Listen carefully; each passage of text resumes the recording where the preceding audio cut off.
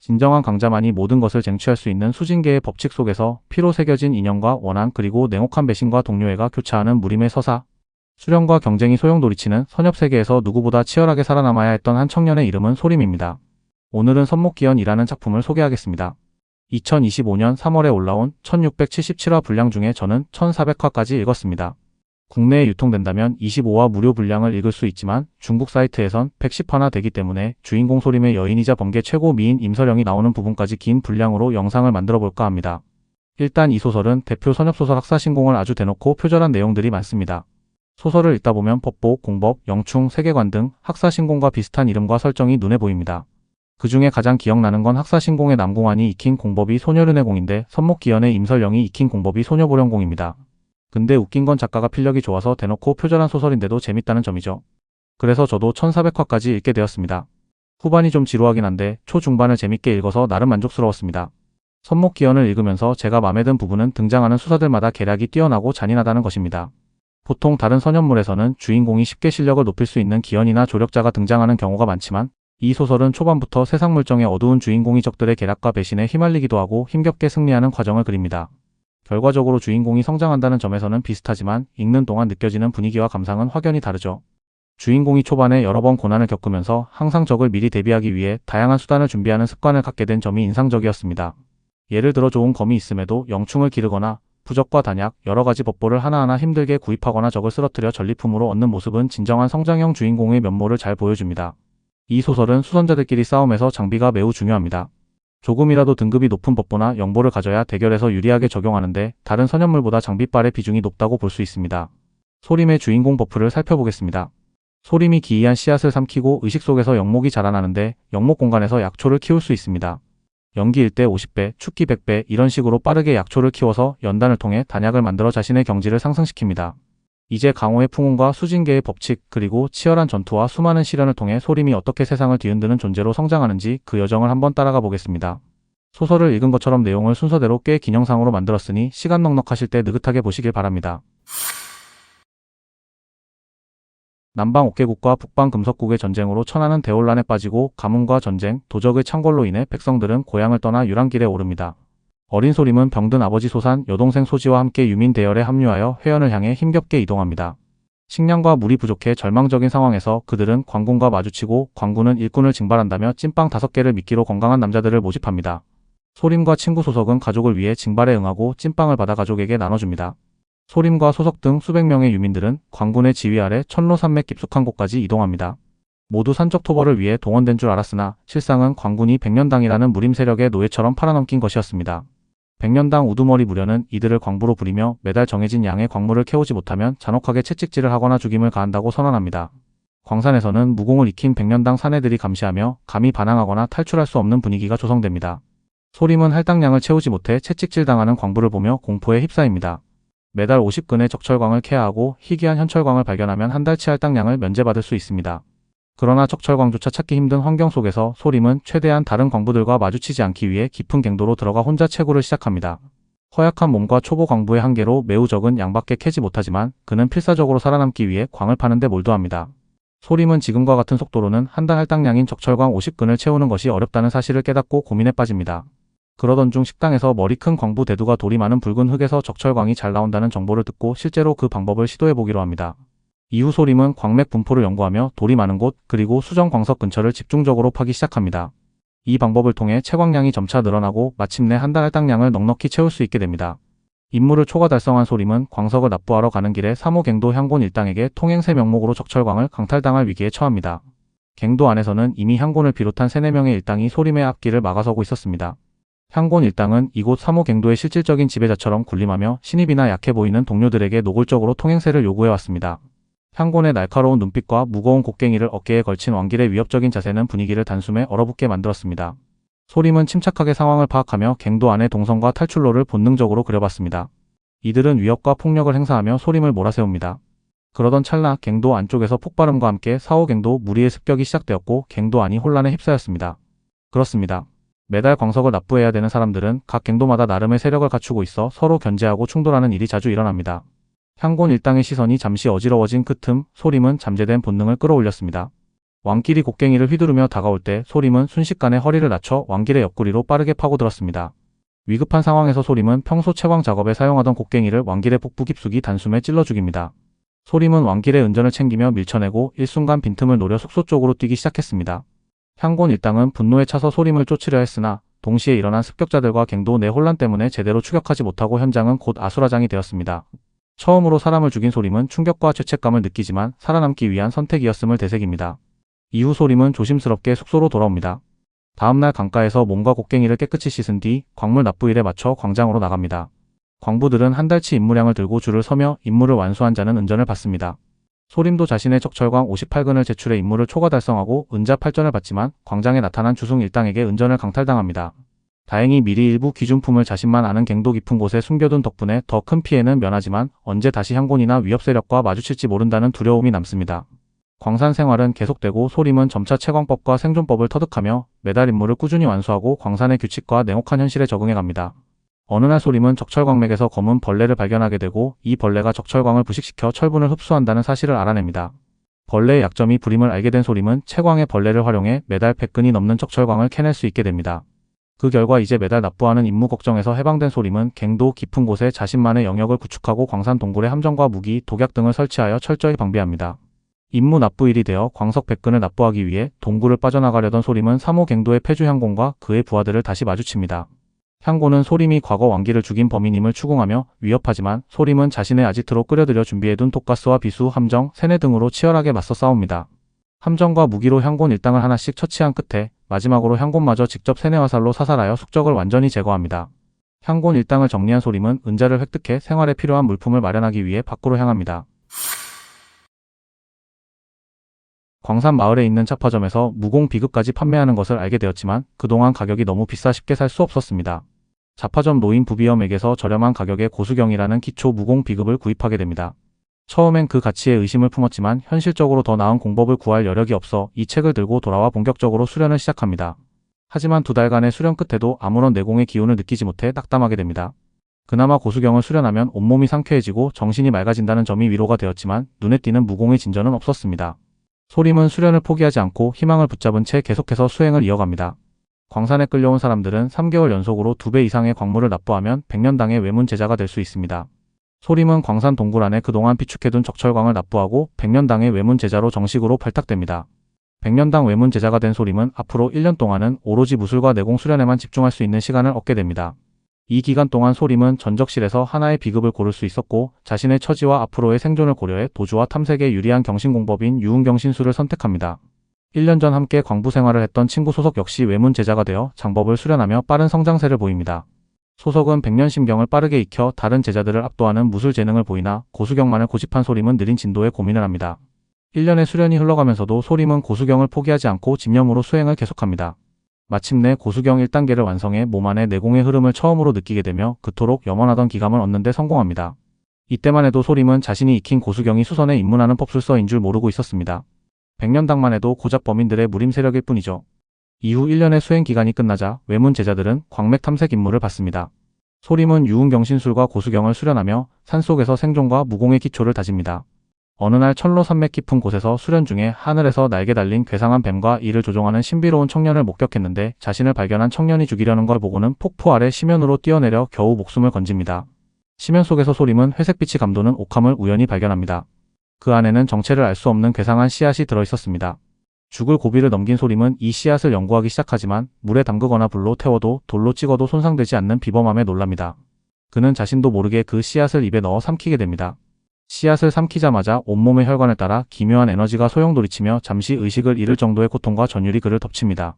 이 사건은 훗날 소림이 수진계에서 성장하고 수많은 위기에서 살아남는 결정적 전환점이 됩니다.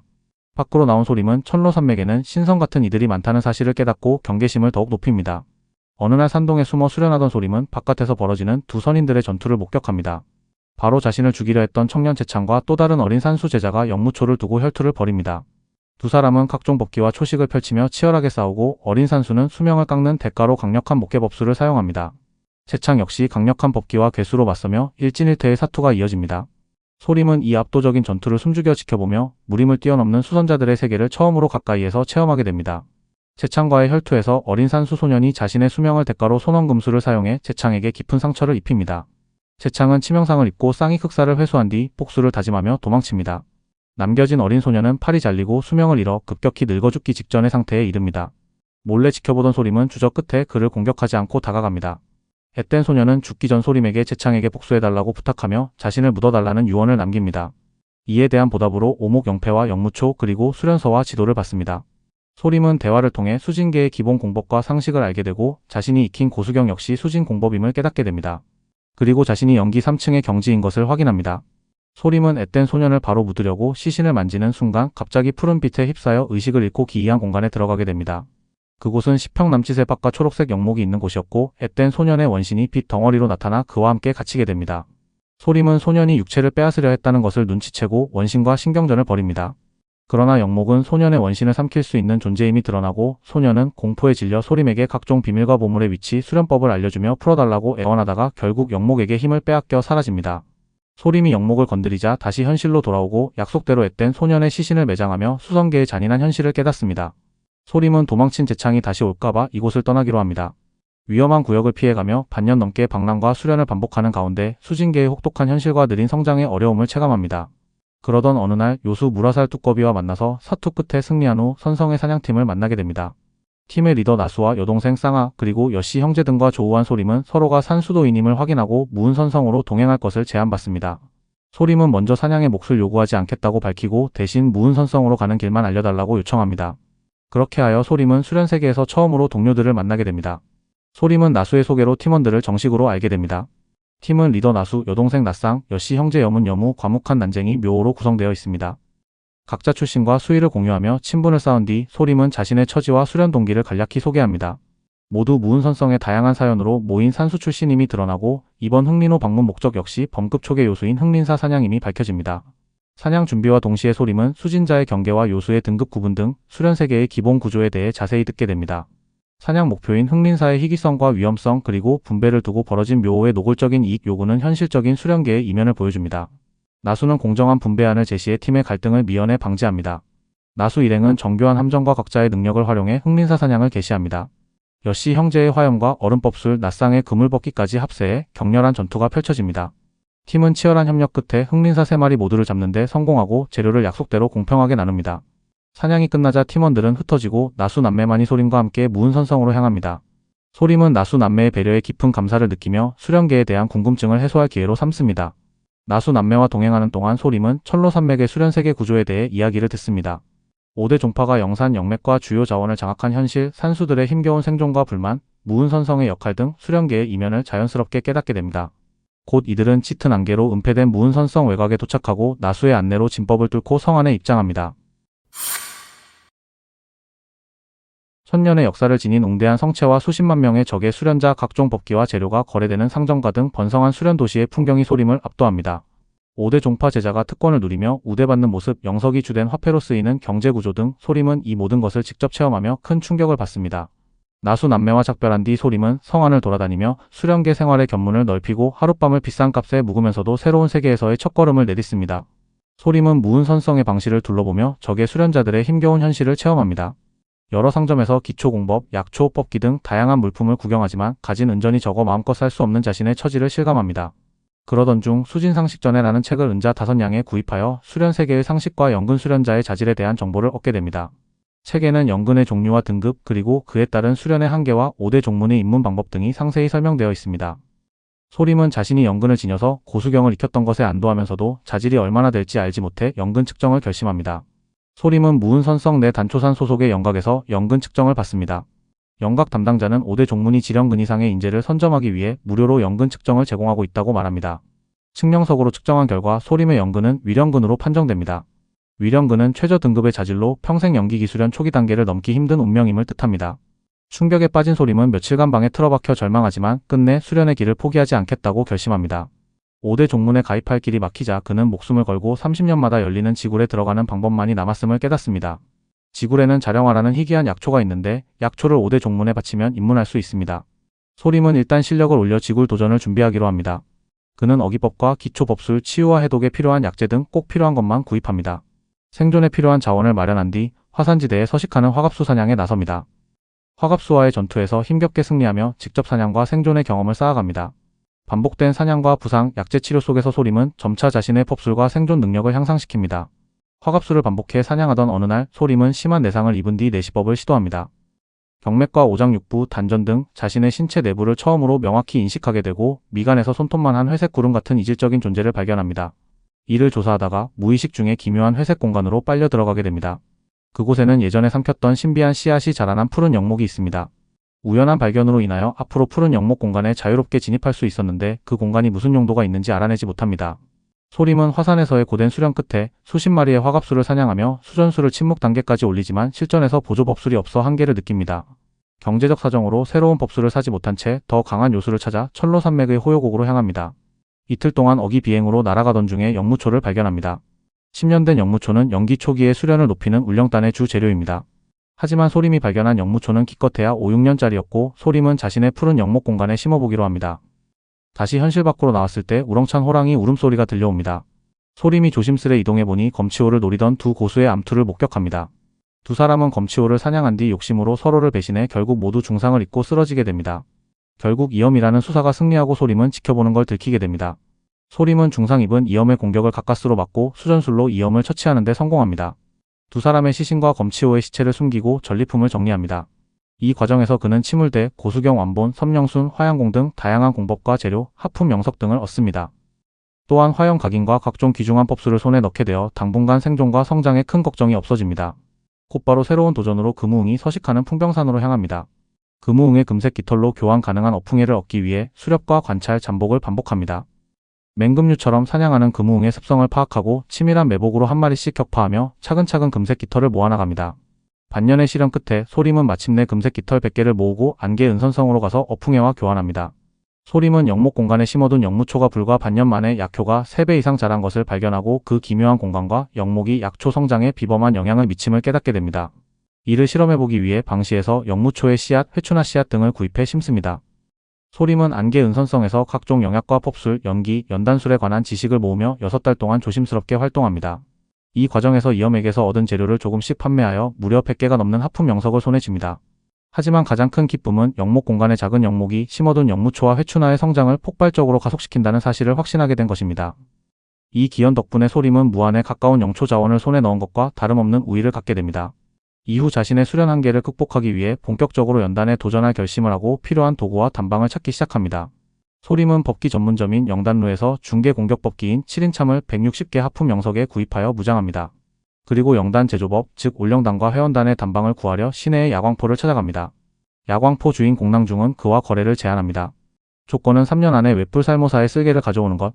소림은 난이도가 높은 조건에 망설이지만 최종적으로 이 거래를 받아들이고 올영단과 회원단 두 가지 영단의 제조법을 손에 넣는 데 성공합니다.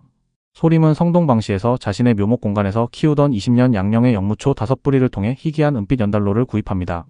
이 연단로는 고가 집안의 선조가 사용하던 고급 연단로로 단련과 열전도 효율이 뛰어나 연단 초보자에게 큰 도움이 됩니다. 모든 준비를 마친 소림은 마침내 철로산맥 낙성곡의 은밀한 동굴에 자리를 잡고 본격적으로 올영단, 회원단, 대회원단을 만들기 시작합니다. 직접 재배한 영무초와 회추나 각종 보조 약재와 오탄 등 모든 재료와 장비를 갖추고 수십 번의 시도를 반복합니다. 그러나 연단은 결코 쉽지 않아 첫 시도는 실패로 끝납니다. 소림은 연단 실패를 반복하며 연단술의 진정한 어려움을 절감합니다. 그러나 포기하지 않고 수십 번의 시행착오 끝에 드디어 첫 올영단 제조에 성공합니다. 올영단을 복용하며 수련하자 경지가 빠르게 올라 2년 만에 연기 6층에 도달합니다. 올영단과 회원단, 대회원단을 대량 제조하며 수련과 연단을 병행한 소림은 더 이상 방구석 수련에만 머무르지 않기로 결심합니다. 그는 실전 경험과 법술 숙련도를 올리기 위해 무은선성 북서쪽 흑수호로 향합니다. 흑수호는 수많은 적의 요수들이 서식하는 위험한 호수입니다. 소림은 흑수호의 물화살 두꺼비를 상대로 실전을 시작합니다. 무한에 가까운 회원단을 먹어가며 끊임없이 법력을 회복하면서 화구술과 섬령패를 쉴 새 없이 시전합니다. 무수한 물화살 두꺼비들의 연속 공격으로 소림의 법술 숙련도와 전투 감각이 크게 성장합니다. 지옥같은 수련과 실전 실현 끝에 소림의 화구술과 섬령패는 대원만에 도달합니다. 소림은 이제 손바닥에서 즉시 화구를 연속 발사할 수 있게 되고 섬령패 역시 분열재 결합 등 고난도의 제어가 가능해집니다. 반경 30장 내의 모든 적을 일거에 제압할 정도로 법술 위력이 급상승합니다. 이처럼 법술의 숙련도를 극한까지 끌어올린 뒤 소림은 다음 목표로 풍호초원의 중계 요수인 내서수 사냥을 선택합니다. 내서수는 풍내 쌍속성에 빠르고 강한 요수로 법기 제작의 핵심 재료이기도 합니다. 초원에서 소림은 뇌서수를 상대로 어풍술과 뇌강술 그리고 각종 법술을 실전으로 단련합니다. 치열한 추격전과 전투 끝에 소림은 대원만급 화구술과 7인참으로 뇌서수를 쓰러뜨려 귀중한 뿔과 비늘 조각 등 법기 재료를 손에 넣습니다. 이 시련을 반복하며 반년이 흐르고 수련과 사냥으로 일상의 리듬을 찾은 소림은 풍호초원에서 우연히 옛 친구 나수남매를 보게 됩니다. 나수남매는 수련자에 대해 아무것도 몰랐던 자신에게 기본 지식과 무은선성으로 가는 길을 알려준 고마운 존재들입니다. 나수남매와 동료 수련자들은 뇌서수 2마리와 맞서 필사적으로 전투를 벌이고 있었습니다. 힘겹게 2마리의 뇌서수를 쓰러뜨린 후 동료였던 두호와 변칠낭은 사냥한 뇌서수 재료를 독점하려고 나수남매를 배신합니다. 나수는 여동생만이라도 살려달라고 애원하지만 두 사람은 망설임 없이 사리를 드러냅니다. 그러나 그 순간 낯상 앞에 의문의 방패가 나타나 공격을 막아냅니다. 그리고 소림이 등장해 과거 은혜를 갚기 위해 나수남매를 돕기로 나섭니다. 두호와 변칠낭은 연기 6층에 불과한 소림을 얕잡아보지만 소림의 대원만급 섬령순 방패술 앞에 번번이 공격이 막힙니다. 두 사람은 법기와 법술을 총동원해 소림을 공격하지만 대원만급 방패술은 쉽게 뚫리지 않습니다. 소림은 오히려 자신의 방패술과 전투 경험을 시험하면서 수동적으로 방어합니다. 두호와 변칠낭은 결국 소림을 쓰러뜨리지 못하고 나수남매는 소림의 놀라운 성장과 실력에 경악합니다. 전투가 일단락된 후 소림은 나수남매와 작별 인사를 나누고 헤어집니다. 소림은 공낭중과의 약속을 떠올리고 톡강망 사냥에 나섭니다. 톡강망은 중개 요수로 동무와 풍인술 등 강력한 공격력을 지니고 있어 연기 후기 수선자들도 쉽게 건드리지 못하는 위험한 존재입니다. 소림은 신중하게 숲을 주변을 이틀간 관찰해 암수 톡강망이 있다는 사실을 확인하고 암컷이 떠난 후 수컷만 남은 틈을 노려 공격합니다. 대원만급 화구술과 7인참을 이용한 기습으로 톡강망과 치열한 전투를 벌입니다. 기습은 성공적이었으나 톡강망의 반사신경과 방어력 역시 만만치 않아 소림은 순식간에 생사를 건 전투에 돌입합니다. 톡강망과 치열한 사투 끝에 번개가 강타한 틈을 타 7인참의 7연속 참격으로 결국 톡강망을 쓰러뜨립니다. 전투는 소림에게 극한의 긴장감을 안겨줬고 요수의 법술 사용이 인간보다 훨씬 빠르고 효율적임을 직접 체감하게 됩니다. 소림은 톡강망의 피, 뿔, 비늘, 쓸개즙 등 귀중한 재료들을 수집한 뒤 곧장 무은선성으로 돌아갑니다. 그리고 야광포에 들러 공낭중에게 약속한 쓸개즙을 전달합니다. 이로써 오랜 숙제를 해결한 듯 마음이 홀가분해집니다. 소림은 내성과 외성의 다양한 상점을 돌아다니며 초급 법술 법인과 고급 영단을 찾지만 극히 희귀해 구하기 어렵다는 사실을 알게 됩니다. 특히 초급 법술 법인은 진급 요수 이상의 몸에서 극히 낮은 확률로만 얻을 수 있어 연기기 수사들이 손에 넣기 힘듭니다.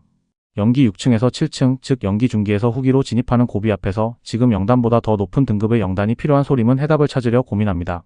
소림은 내성의 대형 상점 팔보제에서 열리는 경매회에 참가합니다. 접대 담당을 통해 은식 가면을 구입해 자신의 기운과 얼굴을 숨기고 경매회 물품 목록이 담긴 옷간을 받습니다. 홀 내부는 연기 후기 대원만 수사들로 가득 차 있고 소림도 조용히 자리를 잡아 경매를 기다립니다.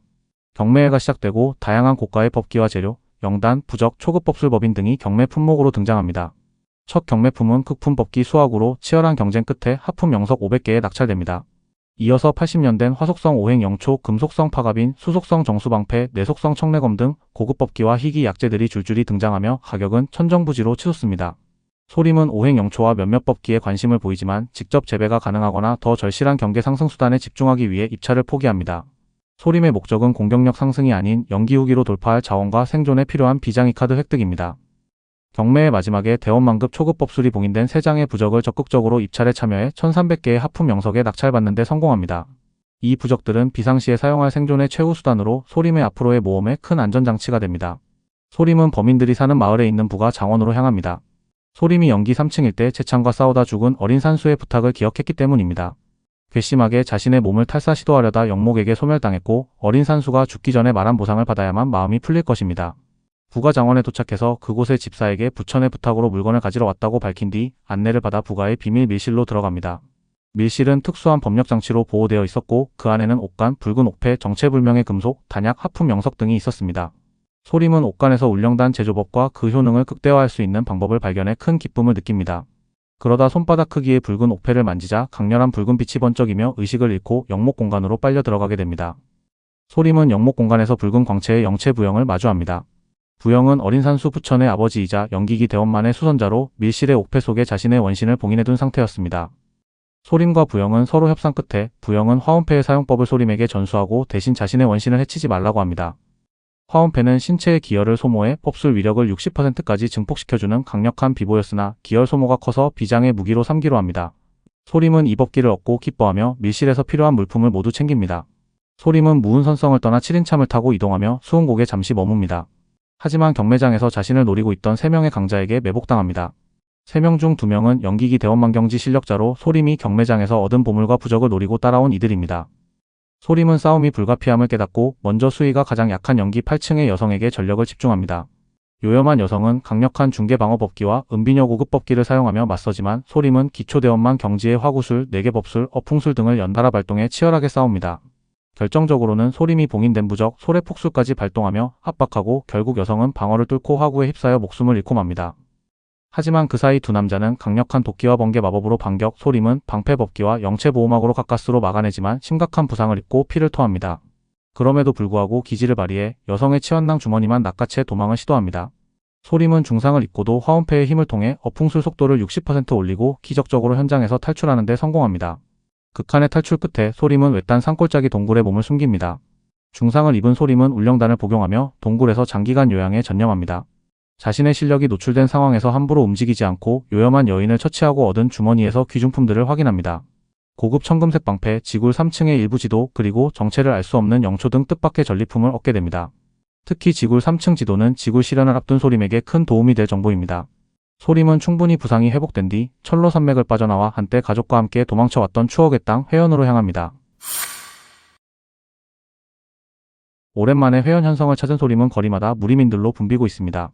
소림은 주루에 들러 강호인들의 대화를 엿듣던 중 백화문과 백년당 두 세력의 최고 고수 간 결전이 내일 보구산 단처 내에서 벌어진다는 소문을 듣게 됩니다.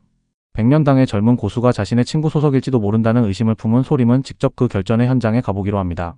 다음날 보구산 단처 내에 모인 구경꾼들 사이에서 백년당의 소속과 백화문이 화용용이 압도적인 내공을 격도시키는 장면이 펼쳐집니다. 소속은 격렬한 내공 대결 끝에 중상을 입고 쓰러지게 됩니다. 그 순간 소림은 무대로 난입해 소속을 구출하는 데 성공합니다. 오랜만에 재회에 감격한 소림은 영당과 자신의 영역으로 소속의 경맥을 모두 뚫어주고 무림의 전설로만 전해지던 선천대성의 경지에 이르게 도와줍니다. 이 광경을 본 무림인들과 화용용은 사람이 도달할 수 없는 경지의 힘에 경악하게 됩니다. 경맥이 모두 뚫린 소속은 완전히 새로운 내공으로 화용용과 재대결을 펼치고 단 한 방에 화용용을 쓰러뜨립니다. 단천에는 일순간 정적에 휩싸이고 강호의 세력 구도는 극적으로 바뀌게 됩니다. 소림은 쓰러진 화용용을 구출해 그녀의 비밀과 젊음의 비결, 그리고 그녀가 가진 기이한 열매의 씨앗까지 모두 손에 넣게 됩니다. 화용용은 소림과의 거래 끝에 목숨을 구걸하며 앞으로 소림 가족을 보호하며 금제를 걸고 충성을 맹세하게 됩니다. 이후 소림은 가족과 감격적인 재회를 하고 화용용 역시 소림 가족의 보호자가 됩니다. 소림은 가족의 안전을 확보한 뒤 더 큰 강자가 되기 위해 적화선성으로 향하게 됩니다. 적화선성은 고개 수련자와 강력한 요수가 가득한 곳으로 실현과 성장의 기회가 많은 곳입니다. 성 안의 방시에서 각종 영초와 재료, 지도 등을 탐색합니다. 이 과정에서 오행영단 연재에 필요한 희귀 영초인 빙음초의 위치를 아는 곽준을 만나고 곽준은 소림에게 요수사냥 파티를 제안합니다. 소림은 빙음초를 얻는 조건으로 곽준의 제안을 받아들이고 곽준, 만화채, 강난지와 팀을 이루어 한열도마뱀의 둥지로 잠입하게 됩니다. 동굴 안에서의 전투는 매우 치열하게 전개됩니다. 만화채의 뇌강술과 소림의 화구술 팀원 각자의 특색 있는 공격이 한열도마뱀을 쓰러뜨리는 데 큰 역할을 하게 됩니다. 소림은 협공 속에서 직접 한 마리를 쓰러뜨리고 결국 빙음초까지 획득하는 데 성공합니다. 그러나 요수사냥이 끝난 후 전리품 분배를 놓고 팀원들 간의 불신과 배신의 분위기가 조성됩니다. 강난지는 소림에게 미인계로 접근해 기습을 시도하지만 소림은 단호한 반격과 뇌강술로 위기를 벗어나고 결국 강난지를 쓰러뜨리게 됩니다. 이어 곽준과 흉터자국 남자의 본색이 드러나며 소림은 절체절명의 1대2 전투에 돌입하게 됩니다. 곽준과 흉터자국 남자 모두 연기 7층의 고수로 소림을 압박하지만 소림은 대원망급 방패와 7인참, 내강술, 화구술 등 모든 힘을 동원해 치열하게 맞서 싸웁니다. 결국 소림은 혈전 끝에 적들을 차례로 참살하고 모든 전리품과 귀중한 영단, 옥간, 부적을 획득하게 됩니다. 소림은 다시 한번 이익 앞에선 배신이 난무하는 수진계의 냉혹함을 뼈저리게 느낍니다. 이후 소림은 은신처에서 전리품을 정리하고 빙음초와 여러 약재를 영목 공간에 옮겨 심으며 더 높은 경지를 향해 치밀하게 준비하게 됩니다. 연기 6층 벽목을 넘기 위해 계량판 율령단을 스스로 제작하며 수많은 실패와 시도를 반복합니다. 결국 화용용이 준 열매의 힘으로 벽목을 뚫고 연기 7층에 오르게 됩니다. 연기 7층을 돌파한 소림은 중계법기 7인참을 극품법기로 업그레이드하기로 결심합니다. 7인참 업그레이드에는 강력한 요수의 재료가 필요하여 소림은 쌍각수람을 사냥하기 위해 흑수호로 향하게 됩니다. 쌍각수람은 고개 요수이자 몸길이 5장에 달하는 흉악한 뱀으로 온몸이 검은 비늘로 덮여있고 목 아래에 특별한 영린 비늘은 최고의 법기 재료로 사용됩니다. 수진자들도 이 재료를 노리고 종종 섬에 모여들지만 쌍각수람의 집단 행동 때문에 쉽게 접근하지 못합니다. 소림은 가장 안전하면서도 효율적인 방법으로 쌍각수람을 사냥하기 위해 치밀하게 정보를 모으고 지형과 습성까지 세밀하게 관찰합니다. 소림은 3마리의 쌍각수람과 대격전을 벌이게 됩니다. 거대한 물뱀 3마리와 맞서며 압도적인 화염과 번개 마법을 연속으로 시전해 쌍각수람을 몰아붙입니다. 쌍각수람은 수계 마법 물침술로 맞서 극한의 전투가 이어집니다. 법력과 영식이 고갈된 상태에서 소림은 마지막 힘으로 도망치고 밤새 수련과 회복을 반복합니다. 이후 실전과 수련을 반복하며 장기전 끝에 결국 3마리 쌍각수람을 화염과 번개 마법으로 소멸시키고 그들의 비늘과 뼈, 피를 모두 수집합니다. 반년에 걸친 강도 높은 사냥과 실현 끝에 소림의 전투력과 법술 실력은 크게 향상됩니다. 그러나 화산 중심부에서 변이된 쌍각수람 무리와 왕에 해당하는 거대한 물뱀왕이 등장하며 소림은 내상을 입고 간신히 탈출하게 됩니다. 이 과정에서 자신의 자만과 방심을 깊이 반성하고 더 강한 힘을 갈망하게 됩니다. 수련과 회복을 마친 소림은 변이된 다리 달린 물뱀, 즉 변이 쌍각수람을 반드시 잡아 칠레검을 업그레이드할 결심을 다집니다. 그러나 화산 분화구에는 수십 마리의 평범한 쌍각수람이 호위하고 있어 단독 돌파가 불가능하다는 현실 앞에서 고민에 빠집니다. 이때 소림은 하늘에서 내려오는 3명의 천령산 제자를 멀리서 보게 됩니다. 그 중에는 과거 자신을 폭포 아래 심연으로 빠지게 했던 원수 제창도 있었습니다. 소림은 그와 제외한 사실에 깊은 적의를 품지만 상대가 모두 연기 후기의 강자임을 직감하고 숨어서 상황을 관망하기로 합니다. 소림은 결정적인 순간을 위해 매복합니다. 3명이 각자 위치로 흩어지고 장씨 여인은 회양초로 수십 마리의 평범한 쌍각수람을 유인하여 화산 밖으로 이끌어냅니다. 그 사이 제창과 사냥수염 노인은 각자의 병기와 기술을 꺼내 홀로 남은 변이 쌍각수람과 치열한 전투를 벌입니다. 사냥수염 노인이 변이 쌍각수람의 급소를 찌르지만 갑작스레 퍼진 맹독에 중독되어 치명상을 입고 제창은 이 틈을 노려 배신을 가하고 자신의 진짜 성격을 드러냅니다. 이때 소림은 타이밍을 노려 대화구슬과 7인참을 날려 쌍이 흑사를 죽이고 제창까지 몰아붙입니다. 제창은 방어법기로 가까스로 공격을 막아내지만 심각한 위기에 몰립니다.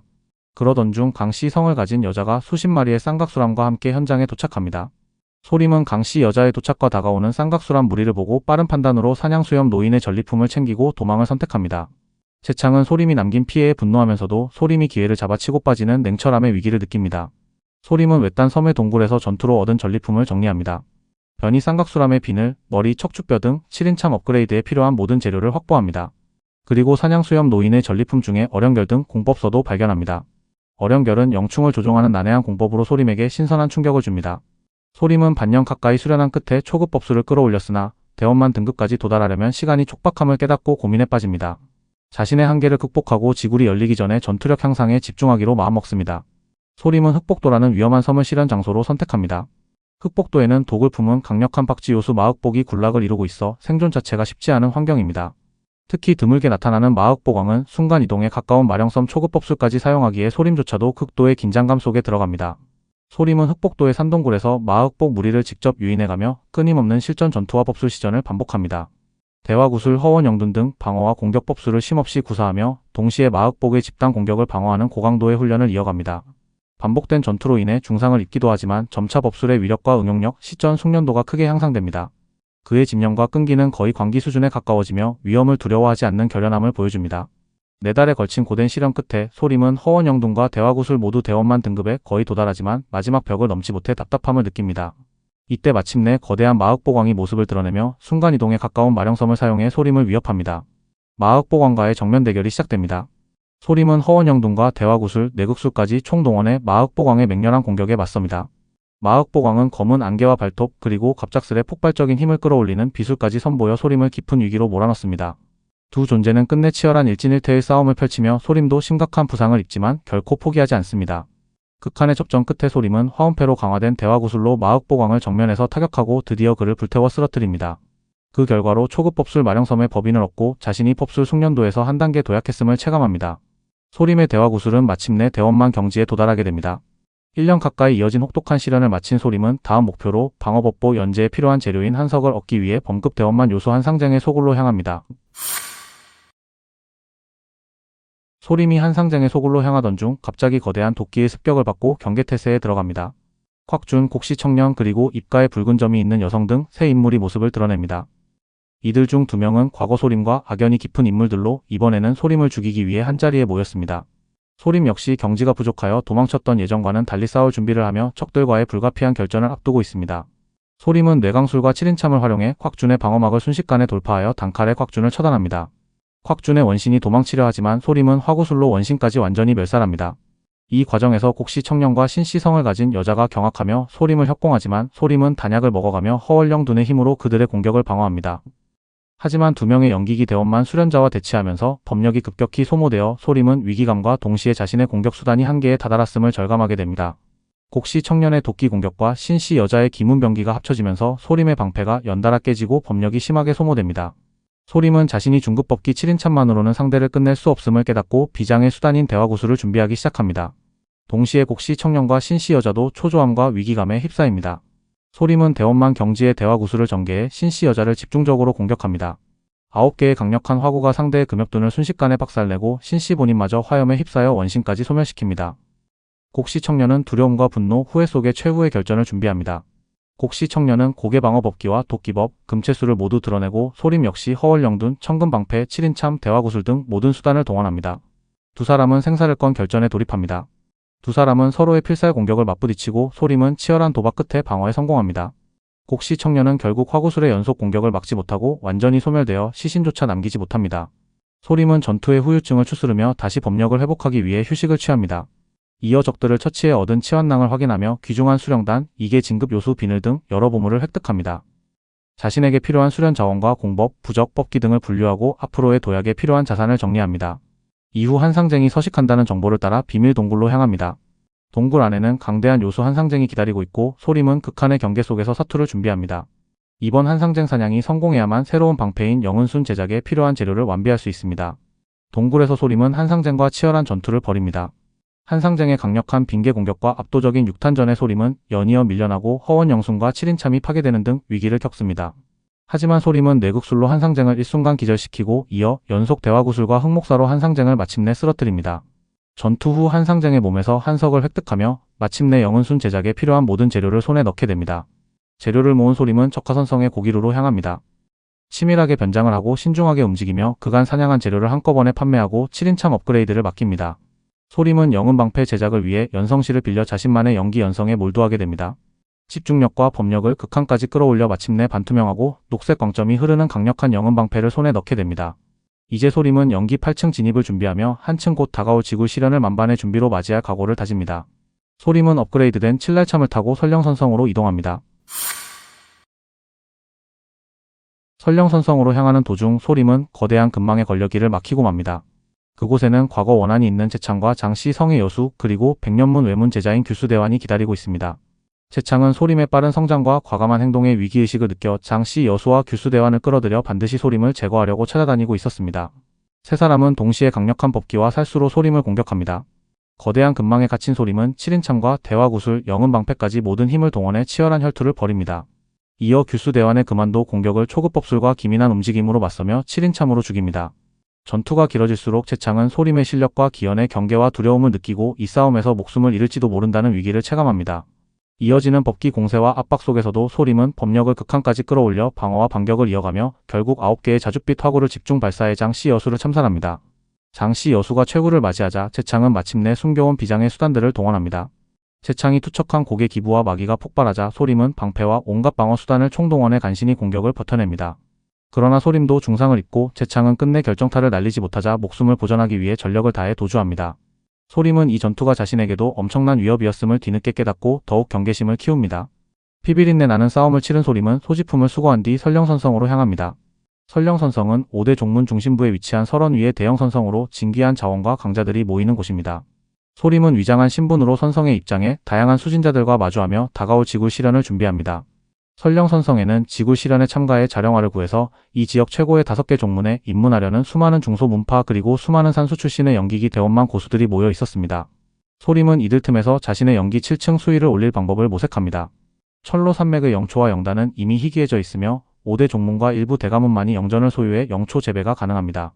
이러한 현실에서 산수들은 5대 종문에 들어가야만 제대로 된 수령과 자원을 얻을 수 있기에 모두가 종문 입문을 목표로 삼습니다. 소림은 진부루의 장로인을 통해 드물게 유통되는 중개부적을 구매합니다.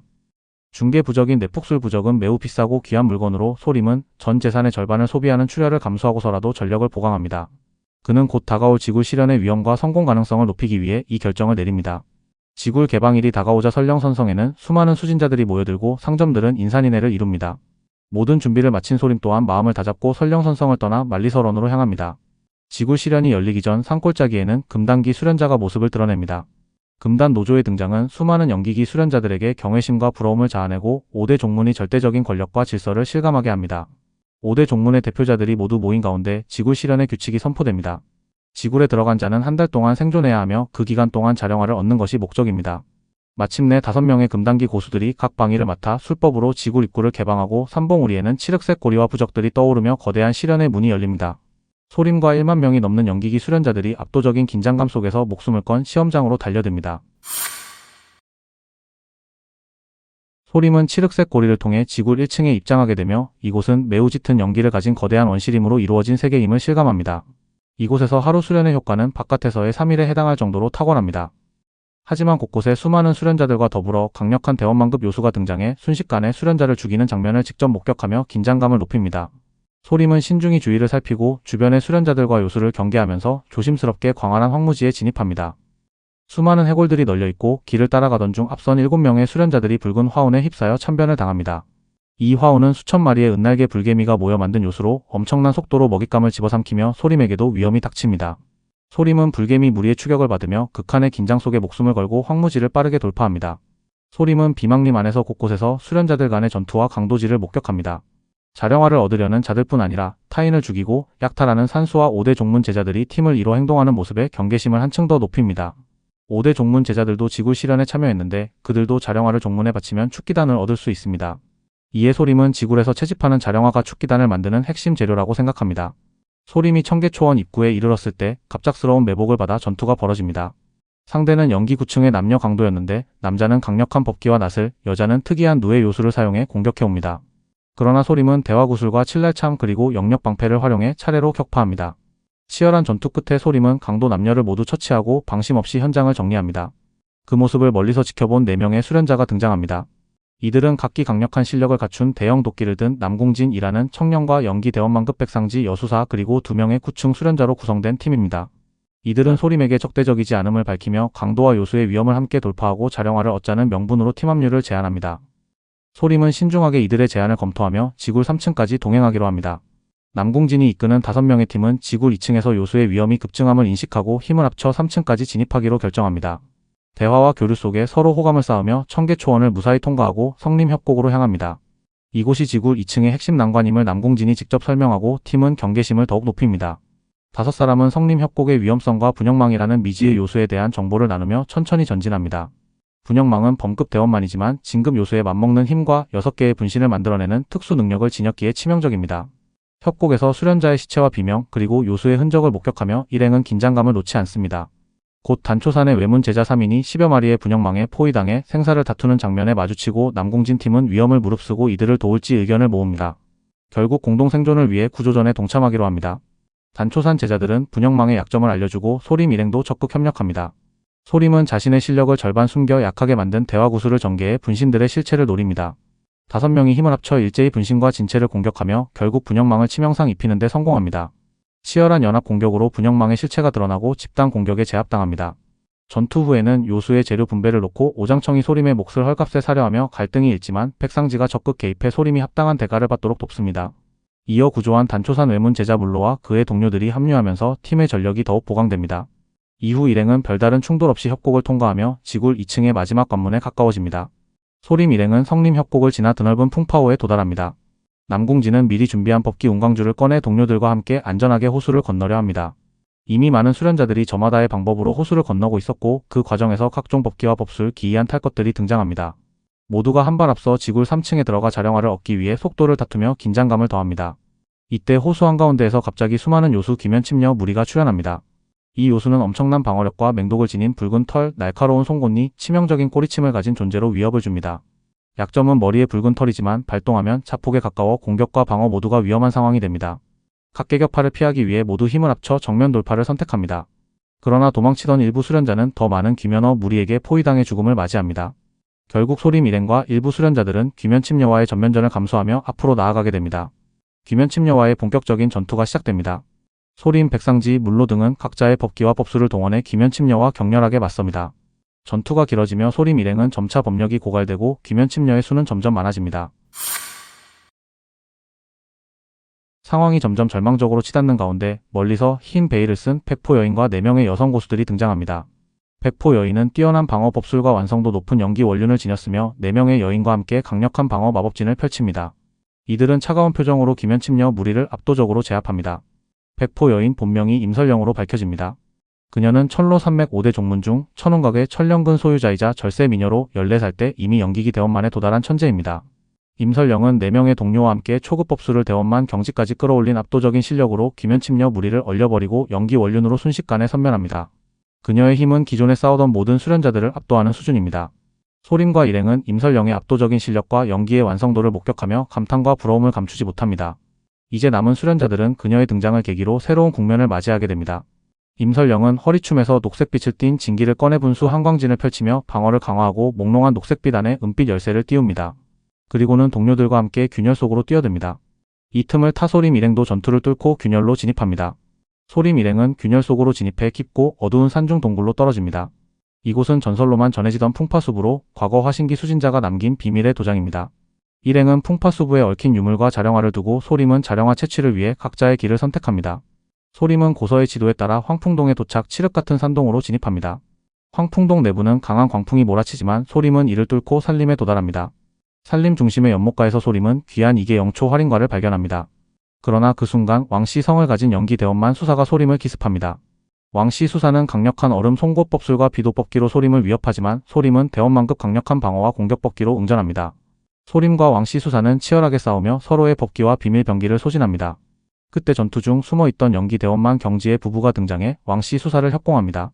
위기에 몰린 왕씨 수사는 강력한 폭발 아이템인 열화주를 사용해 여자를 순식간에 불태워 죽입니다. 갑작스러운 폭발에 모두가 놀라지만 남자는 분노하며 왕씨 수사에게 중상을 입힙니다. 열화주로 부인을 잃은 남자가 분노에 사로잡혀 있을 때 소림이 기습적으로 대화구슬과 7인참 그리고 숨겨둔 법기를 이용해 강하게 공격합니다. 남자 수사는 치명상을 입고 원신까지 소멸하며 죽임을 당합니다. 이후 소림은 힘이 빠진 왕씨 수사까지도 마무리합니다. 그 결과 모든 위협이 사라지고 소림은 승자가 됩니다. 전투 후 소림은 회복을 마치고 황풍동을 수색하지만 자령화를 얻지 못해 아쉬워합니다. 소림은 지굴 3층의 두 번째 자령화 후보지인 삼라영담으로 이동합니다. 그곳에서 5대 종문 입문의 필수인 자령화를 발견하지만 이미 두 무리의 강자들이 자령화를 두고 대치 중입니다. 이때 설령선성에서 악명 높은 설성구용 남곡이 등장해 자령화를 독점하려 합니다. 남곡이 등장하며 자령화를 두고 강자들 간의 피비린내 나는 전투가 시작됩니다. 남곡은 한 명을 잔혹하게 살해하고 이어서 연기기 대원만경지의 수사들까지 압도적인 힘으로 연달아 죽입니다. 그의 법기는 모두 극품에 금계의 강력한 법술까지 구사하여 상대를 압도합니다. 소림은 남곡의 잔혹함과 전투력을 눈앞에서 목격하며 그와 정면 대결을 피할 방법을 고민합니다. 결국 마지막 남은 수사마저 도망치다 남곡에게 추격당하고 소림은 틈을 타 자령화를 얻지만 정체가 들통나며 남곡과 마주하게 됩니다. 결국 둘 사이에 전투가 벌어집니다. 소림과 남곡의 전투가 한창인 중에 갑자기 영담에서 거대한 변화가 발생합니다. 담수가 솟아올라 폭포처럼 쏟아지고 하늘에 푸른 궁전이 떠오릅니다. 이로써 전설의 풍파수부가 드러난 것입니다. 고지어 전송진이 활성화되고 남곡은 자령화보다 풍파수부의 보물을 우선시해 전송진으로 뛰어듭니다. 소림도 그 뒤를 따라 전송진에 몸을 던집니다. 전송진을 통과한 소림은 풍파수부의 정원에 도착해 수많은 기와 요초와 자령화를 발견하고 신속히 두 그루의 자령화를 챙깁니다. 그러나 곧 연기기 9층의 뚱보수사에게 기습당하고 소림은 7인참과 뇌강술로 그를 격살하며 내원으로 향합니다. 내원에 진입한 소림은 백포 여인 임설령 일행을 보게 됩니다.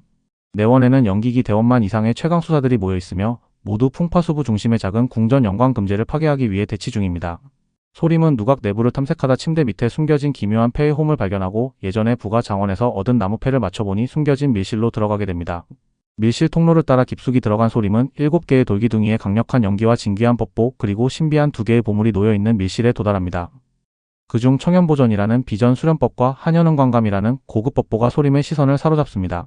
금제로 보호받고 있는 이 보물들을 앞에 두고 소림은 먼저 청연보전을 얻기로 결정하고 7인참 등 모든 힘을 동원해 금제를 파괴하기 시작합니다. 소림은 영당까지 삼키며 극한의 힘을 쏟아부어 결국 청연보전을 감싸고 있던 금제를 파괴하고 잽싸게 그물을 펼쳐 청연보전을 손에 넣는데 성공합니다. 바로 그 순간 궁전 외곽의 금제가 백포 여인 일행에 의해 파괴되며 대혼란이 시작됩니다. 남은 7개의 연기와 보물들은 금제가 깨지자마자 궁전 밖으로 날아가고 각종 고수들이 그 쟁탈전을 벌입니다. 소림은 곧장 은신부적으로 모습을 감추고 왔던 비밀통로로 빠져나옵니다. 임설령은 한연은광감이라는 강력한 법기를 손에 넣지만 만족하지 않은 표정으로 궁전 안을 살핍니다. 각지에서는 수련자들이 서로 얻은 연기와 자령화를 차지하려 치열하게 싸우고 사륙전이 벌어집니다.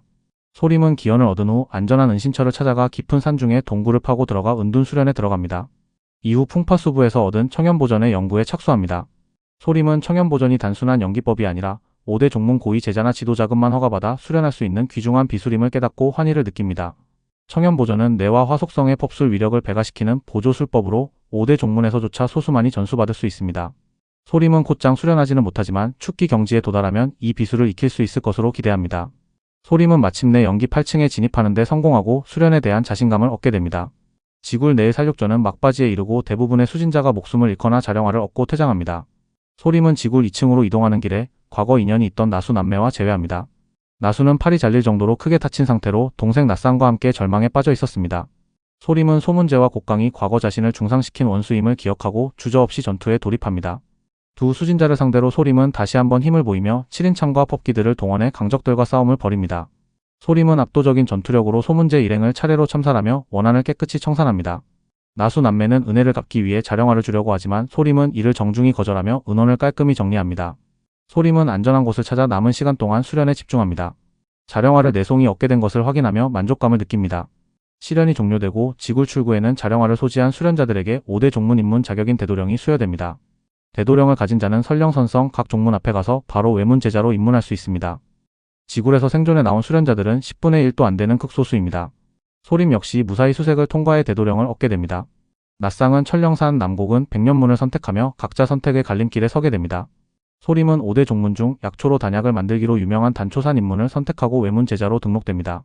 단초산에는 13명의 금단 노조와 여러 대연단사가 존재하며 신입 제자들은 새로운 도전과 성장의 무대에 서게 됩니다.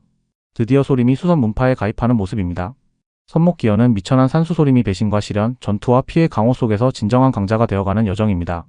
전투의 현장마다 쏟아지는 피와 욕망, 끊임없는 기현과 시련, 그리고 인간다움과 냉혹함이 교차하는 수진계의 모든 면모가 이 소설 한 편에 담겨 있습니다. 감사합니다.